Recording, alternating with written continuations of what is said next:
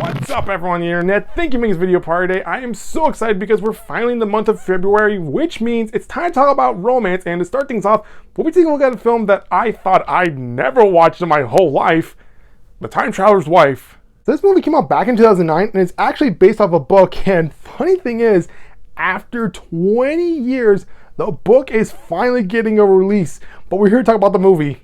Anyway, the movie stars Eric Bana and Rachel McAdams, and right from the get-go, the film pretty much establishes that our main character, Henry, he's been time traveling for most of his life, but has zero control of it and is just jumping randomly. And I gotta tell you, that's the worst superpower to have. I mean, I can't imagine jumping to who knows where and who knows when, butt naked, I should let you know, because apparently his clothes don't travel with him. But with the runtime of just over an hour and a half, the movie wastes no time in getting the love story rolling because, wow, the pacing in this film is pretty quick. Now, one of the things that I really liked about this movie is how Rachel McAdams' character, Claire, is quickly introduced, because later on in the film it is revealed that Henry has been time traveling to see her for most of her life, ever since she was a little kid.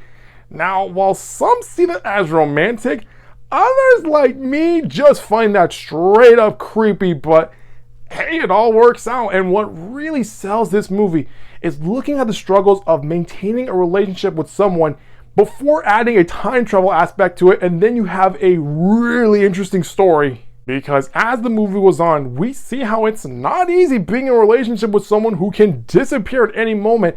And I love how throughout the film, we see Henry encounter one challenge after another. All the while, Claire has to endure all these problems as they unfold. Which is funny because now that I think about it, Rachel McAdams was in a film very similar to this one in a movie called About Time, which I actually did a review about. And in that film, the main character had complete and total control of his time traveling powers.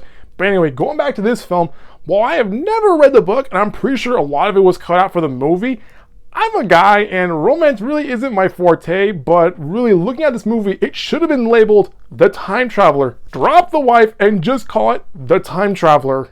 Watch me get flamed for saying something like that. But the reason why I said it is because even though the film is titled The Time Traveler's Wife, it's mostly centered around Henry, who's trying to hold his life together, which is all over the place. However, once we get through the second act of the movie, that's where things start to get very interesting as the film sort of shifts tones and becomes something of an oncoming thriller. And I say that because there's a moment where Henry learns that something very bad is going to happen, and from that point on, we just have this constant threat that is just over the horizon, which cannot be avoided.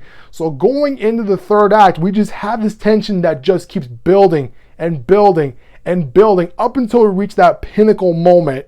So while I enjoyed most of the movie, it wasn't until I got past the second act where I became fully invested with these characters. However, despite my little nitpicks, I still enjoyed this movie, mostly because of the time traveling aspect, because I'm a really big fan of that particular subgenre.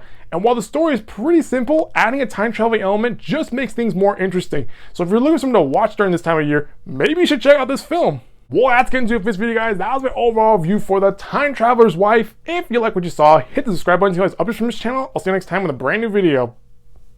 Bye-bye.